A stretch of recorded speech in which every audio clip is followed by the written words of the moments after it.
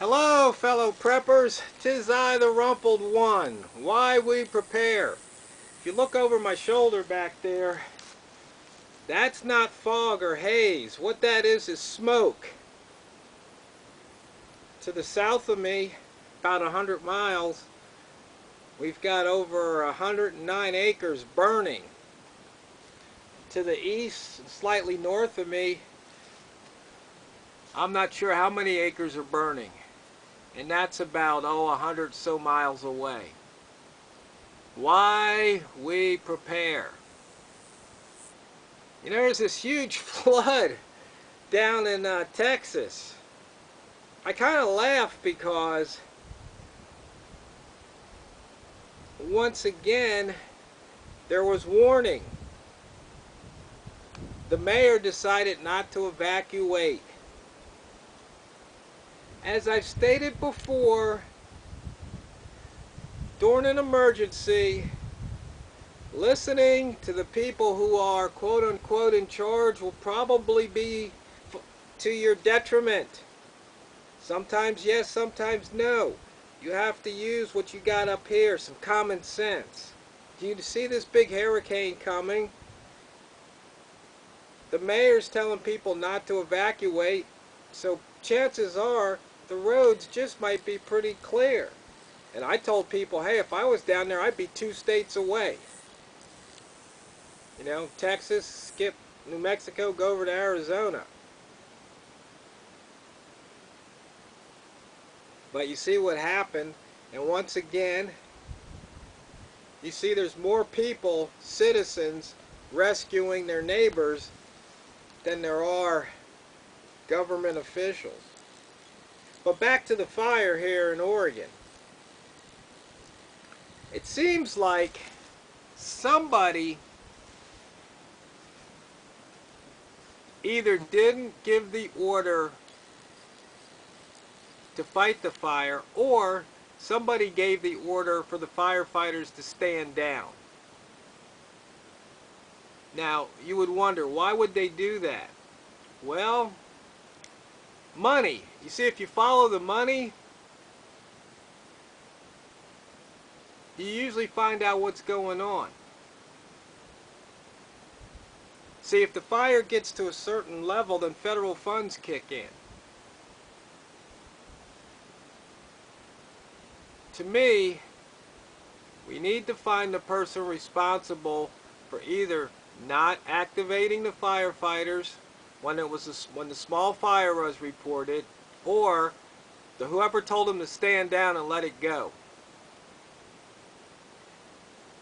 There's this big tanker plane that can fly in. And I heard the guy on the radio yesterday. He could have flown in, dumped something like 19,000 gallons of water on the fire, and it would have been over with. But the Forest Department only approves planes that have a capacity between 3,000 and 5,000 gallons. You got to ask yourself why. I mean, the guys fought fires all over the world with this plane. The last one, or most recent one, being Chile, if I'm not mistaken. But, you know, it's not just here in the U.S., because up in Canada, the same thing. For some strange reason, the government officials don't want to pay them the money to come in and fight the fire. They would rather let millions of dollars worth of timber go up in smoke. You know, some people blame it on the environmentalists, because if you let the loggers go in and cut it, and thin it out, you wouldn't have these spectacular fires. So you see, there's always these competing groups. But as an individual, you have to be prepared for this. Now, you have to have water. You have to have, you know, a way to keep warm and dry. You need food to eat. You need to have your medical supplies stocked up. I mean, I've already been down the list. You guys, plenty of people talking about that. I mean, if you're watching this video, chances are I'm preaching to the choir. But the fact remains is that almost every week there's an event in this country that shows you why you need to prepare. You see, the hurricane down in Texas, it impacts us on the coast. Why? Gas prices went up. So as soon as you hear hurricane, you fill up your tanks, you fill up your gas cans. That way you don't have to pay the inflated price. That's not hoarding, that's being smart. Because what if there was something that happened and all of a sudden the trucks aren't, driving, they're not bringing us gas. Well, no gas, you're stuck. You got gas, then you're not stuck. Once again, it's just a question of being prepared. It's sad for all the loss of life here or I don't think we've lost any lives yet in Oregon, but we've lost some homes. I think the count's up to about 9 right now. And people in Texas, loss of life, loss of property, their homes. And you probably see the pictures of the people in those shelters. Nothing but the clothes on their back, no bug out bag, no nothing. And you hear some of these people saying, yeah, they should have been prepared. The government should have been prepared to take care of me. No, you should have been prepared to take care of yourself. Where this mindset comes from, that the government should be there to protect you or be prepared for you in the event of a catastrophe, where does that come from? Who teaches that? I guess maybe it's that welfare food stamp mentality. But it doesn't help in these types of situations. You can have all the food stamps in your world, but if you're not prepared and the stores are closed, shut down, grid down, no more trucks coming in, what you gonna do then? That's why you have to be prepared.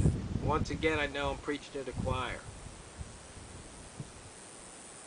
And why people haven't learned from the past. Katrina.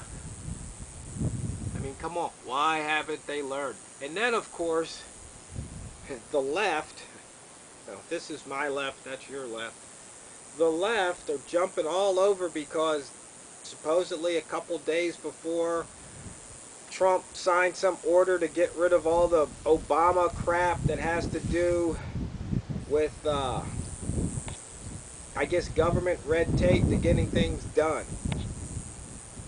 I guess all these environmental studies or building flood plans or something. Of course, it's probably a distortion on the media's part because they're doing anything they can to make Trump look bad.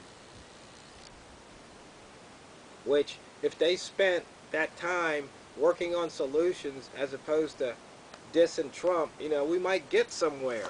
But, our elected leaders on the left are doing that. The media's doing it. Idiots all over Facebook, YouTube, and Twitter are doing it.